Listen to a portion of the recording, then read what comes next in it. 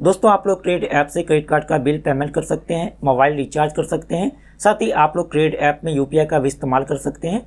यदि आप credit app को लगातार इस्तेमाल करते हैं तो क्रेडिट ऐप की तरफ से आपको लोन का ऑफर दिया जाता है और आप लोग आधार कार्ड और पैन कार्ड के द्वारा आसानी से लोन के लिए अप्लाई कर सकते हैं। यूट्यूब पर आपको काफ़ी सारे वीडियो मिल जाएंगे, लेकिन हर एक वीडियो में आपको लोन लेकर के लाइव प्रूफ के साथ नहीं दिखाया जाता है, लेकिन हम जितने भी वीडियो बनाते हैं उसमें आपको हम लाइव प्रूफ के साथ दिखाते हैं।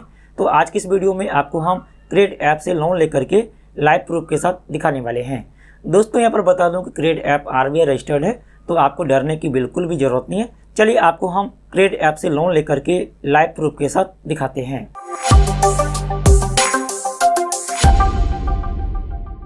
दोस्तों मैंने वीडियो के डिस्क्रिप्शन में लिंक दिया है, आप लोग क्लिक करके क्रेडिट ऐप को इंस्टॉल कर लेंगे। चलिए हम इंस्टॉल पर क्लिक करके इंस्टॉल कर लेते हैं। अब यह इंस्टॉल हो चुका है, ओपन पर क्लिक करके ओपन कर लेते हैं। अब आपको इस तरह से ओपन हो जाएगा। अब यहाँ पर देखिए मोबाइल नंबर फिलअप करने के लिए आ गया है, तो आप इस बॉक्स में अपना मोबाइल नंबर फिलअप कर लेंगे। यहाँ पर मोबाइल नंबर फिलअप करने के बाद आप इस बॉक्स में टिक कर लेंगे।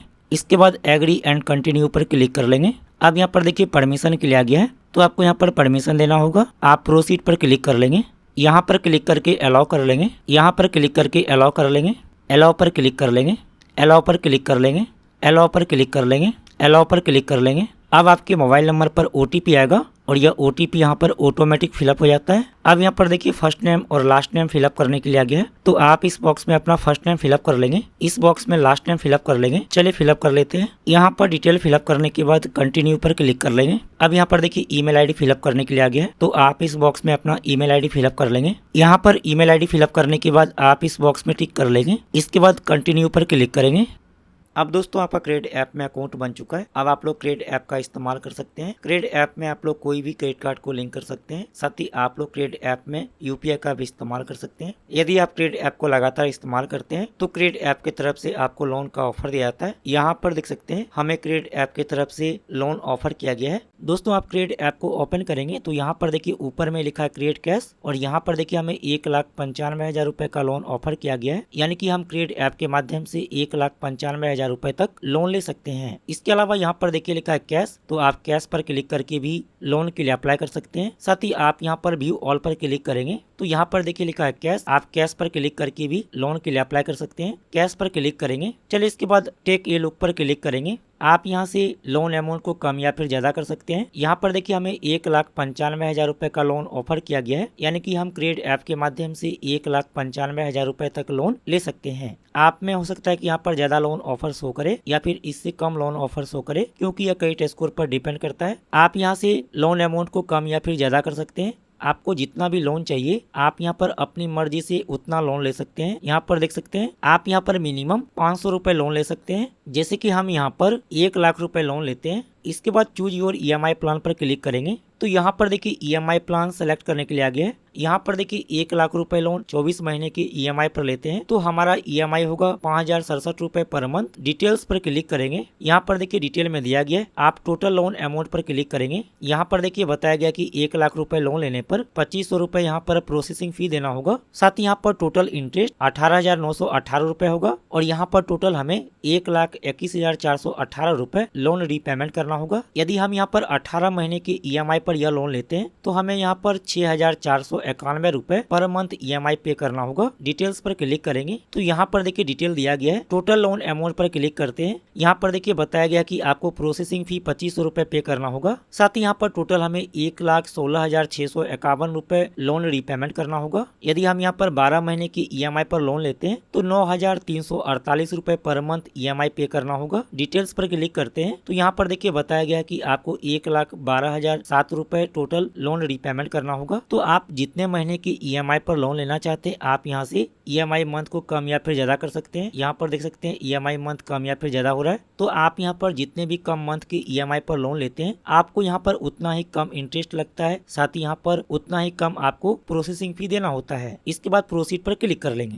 तो आपको जितना भी लोन चाहिए आप यहाँ पर अपनी मर्जी से सेलेक्ट करके लोन डिटेल के बारे में देख सकते हैं। चलिए हमें यहाँ पर 35,000 रुपए लोन चाहिए, तो हमने यहाँ पर 35,000 सेलेक्ट कर लिया है। इसके बाद चूज योर EMI प्लान पर क्लिक करेंगे। अब यहाँ पर देखिए EMI प्लान के बारे में दिया हुआ है, तो 18 महीने का EMI होगा 2,272 रुपए पर मंथ। डिटेल्स पर क्लिक करेंगे तो यहाँ पर देखिए डिटेल दिया गया है। 35,000 रुपए लोन लेने पर हमें यहाँ पर टोटल 4,954 रुपए इंटरेस्ट देना होगा और हमें यहाँ पर टोटल 40,834 रुपए लोन रीपेमेंट करना होगा। टोटल लोन अमाउंट पर क्लिक करते हैं तो यहाँ पर देखिए 880 रुपए प्रोसेसिंग फी देना होगा। तो आप यहाँ से EMI मंथ को कम या फिर ज्यादा कर सकते हैं। आपको जितने भी महीने की EMI पर लोन चाहिए आप यहाँ पर अपनी मर्जी से कम या फिर ज्यादा कर सकते हैं। आप यहाँ पर जितने भी कम महीने की EMI पर लोन लेते हैं आपको यहाँ पर उतना ही कम इंटरेस्ट लगता है, साथ ही प्रोसेसिंग फी पे करना होता है। चलिए हम यहाँ पर 2 महीने की EMI पर लोन लेना चाहते हैं, तो हमने यहाँ पर 2 मंथ सेलेक्ट कर लिया है। इसके बाद प्रोसीड पर क्लिक कर लेंगे। इसके बाद यहाँ पर देखिए लिखा है फर्स्ट EMI डेट, तो जो भी यहाँ पर EMI डेट दिया गया है इस डेट में आपके बैंक अकाउंट से ऑटोमेटिक EMI पे हो जाएगा। आपको अलग से EMI पे करने की जरूरत नहीं पड़ेगी। चलिए इसके बाद चूज योर बैंक अकाउंट पर क्लिक करेंगे। अब यहाँ पर देखिए बैंक अकाउंट सेलेक्ट करने के लिए आ गया है, तो जो भी मोबाइल नंबर से आपका बैंक अकाउंट लिंक है यहाँ पर वह बैंक अकाउंट शो करता है।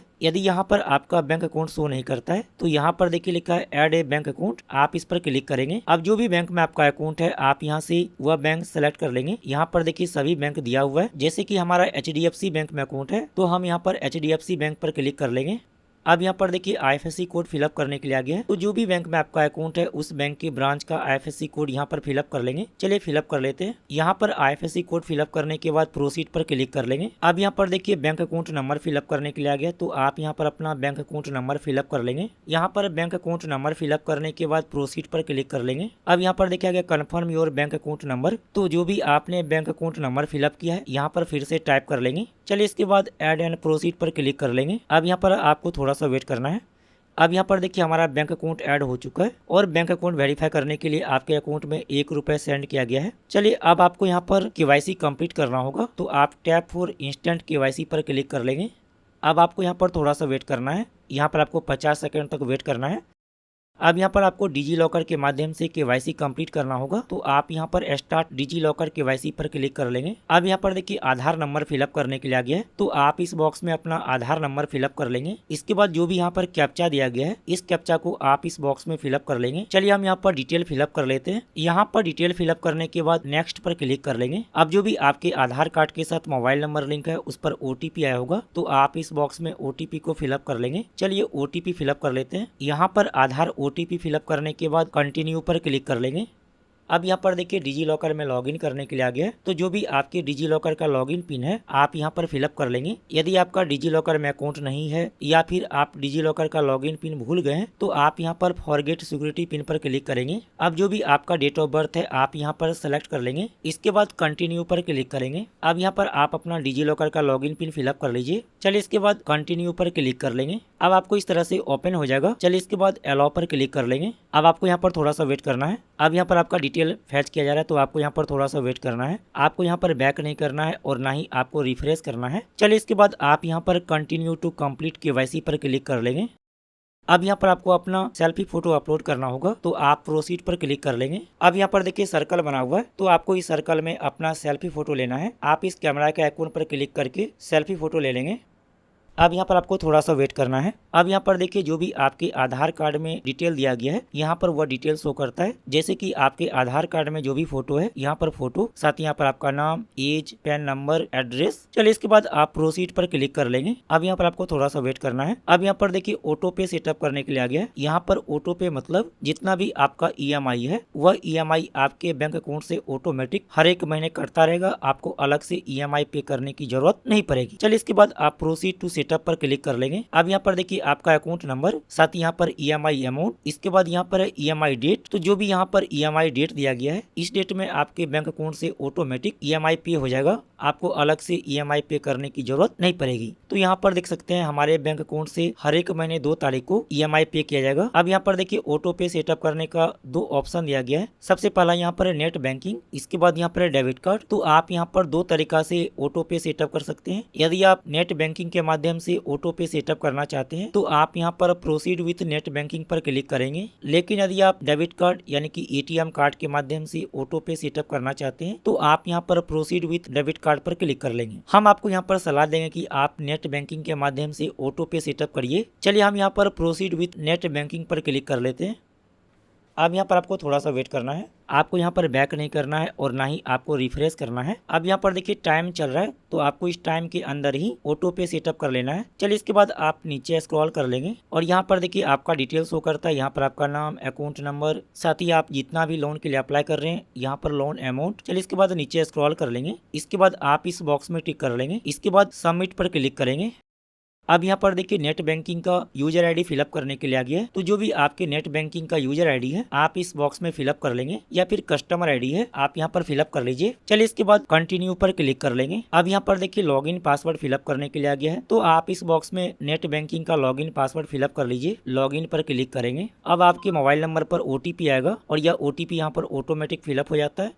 अब यहाँ पर देखिए अगर ट्रांजैक्शन स्टेटस, अब यहाँ पर देखिए अकाउंट डिटेल्स शो करेगा। चलिए इसके बाद आप नीचे स्क्रॉल कर लेंगे। इसके बाद प्रोसीड पर क्लिक कर लेंगे। अब यहाँ पर आपको थोड़ा सा वेट करना है जब तक यहाँ पर ऑटो पे सेटअप होता है, तो आपको यहाँ पर बैक नहीं करना है। अब यहाँ पर देखिए लोन डिटेल के बारे में दिया हुआ है। यहाँ पर देखिए लिखा है टोटल लोन अमाउंट 36,500, लेकिन हमारे बैंक अकाउंट में 35,000 रुपए लोन ट्रांसफर किया जाएगा। चूंकि यहाँ पर इंश्योरेंस प्रीमियम है 620 रुपए का और यहाँ पर प्रोसेसिंग फी 880 रुपए का है, तो ये दोनों काट करके हमारे बैंक अकाउंट में 35,000 रुपए लोन ट्रांसफर किया जाएगा। साथ ही यहाँ पर ईएमआई के बारे में दिया हुआ है। तो हमारा ईएमआई होगा 18,638 रुपए पर मंथ, चूंकि हम 2 महीने की ईएमआई पर लोन ले रहे हैं। इसके बाद यहाँ पर ईएमआई प्रोटेक्शन एक्टिव, यदि इसको हम यहाँ से ऑफ कर देते हैं तो यहाँ पर देखिए लिखा इंश्योरेंस प्रीमियम 620, ये हमें पे करने की जरूरत नहीं पड़ेगी। चलिए इसको हम यहाँ से ऑफ कर लेते हैं। अब यहाँ पर देख सकते हैं इंश्योरेंस प्रीमियम 620 रुपए यहाँ से हट चुका है। चलिए इसके बाद गेट मनी नाउ पर क्लिक कर लेंगे। अब आपके मोबाइल नंबर पर ओटीपी आएगा और यह ओटीपी यहाँ पर ऑटोमेटिक फिलअप हो जाता है। चलिए इसके बाद आप यहाँ पर withdraw from create cash now पर क्लिक कर लेंगे। अब दोस्तों आपके बैंक अकाउंट में लोन अमाउंट ट्रांसफर कर दिया जाएगा, तो आपको यहाँ पर थोड़ा सा वेट कर लेना है। और यहाँ पर देखिए हमारे बैंक अकाउंट में लोन अमाउंट ट्रांसफर कर दिया गया है। चलिए इसके बाद प्रोसीड पर क्लिक कर लेंगे और यहाँ पर देख सकते हैं बैंक की तरफ से मैसेज आ चुका है। हमारे बैंक अकाउंट में 35,000 रुपए लोन अमाउंट ट्रांसफर किया गया है। अब यहाँ पर देखिए लोन का नाम रखने के लिए आ गया है। तो आप याद रखने के लिए लोन का नाम यहाँ पर रख सकते हैं। जैसे कि मान लीजिए हम यहाँ पर लिख देते हैं लोन 1, जिससे कि हमें याद रहे कि हमने क्रेड ऐप से एक लोन लिया है। चलिए इसके बाद सेव पर क्लिक कर लेंगे। अब यहाँ पर रेटिंग के लिए आ गया, रेटिंग दे देते हैं यहाँ पर और सबमिट पर क्लिक कर देते हैं। अब यहाँ पर देखिए आपने जो लोन लिया है, लोन करके यहाँ पर सेव हो चुका है। आप इस पर क्लिक करेंगे तो यहाँ पर देखिए लोन डिटेल के बारे में दिया हुआ है। चलिए इसके बाद आप बैक हो जाएंगे। चलिए अब आपको हम यहाँ पर प्रूफ के साथ दिखा देते हैं कि हमारे बैंक अकाउंट में लोन अमाउंट ट्रांसफर किया गया है या फिर नहीं किया गया है। दोस्तों यहाँ पर देख सकते हैं HDFC बैंक की तरफ से हमारे मोबाइल नंबर पर मैसेज सेंड किया गया है और यहाँ पर देख सकते हैं लिखा हुआ मनी रिसीव्ड 35,000 रुपए। चलिए हम यहाँ पर HDFC बैंक के मोबाइल बैंकिंग ऐप में लॉगिन करके भी आपको दिखा देते हैं। तो यहाँ पर देख सकते हैं हमारे बैंक अकाउंट में 35,000 रुपए लोन अमाउंट ट्रांसफर किया गया है। तो इस तरह से आप लोग क्रेड ऐप से लोन ले सकते हैं। आपको लोन मिलना आपके क्रेडिट स्कोर पर डिपेंड करता है। यदि आप क्रेड ऐप को लगातार इस्तेमाल करते हैं तो फिर आपको लोन का ऑफर दिया जाता है और आप लोग आसानी से लोन ले सकते हैं। मैंने आपको डिटेल में बता दिया है। उम्मीद है कि आपको वीडियो पसंद आया होगा। लाइक करना मत भूलिए।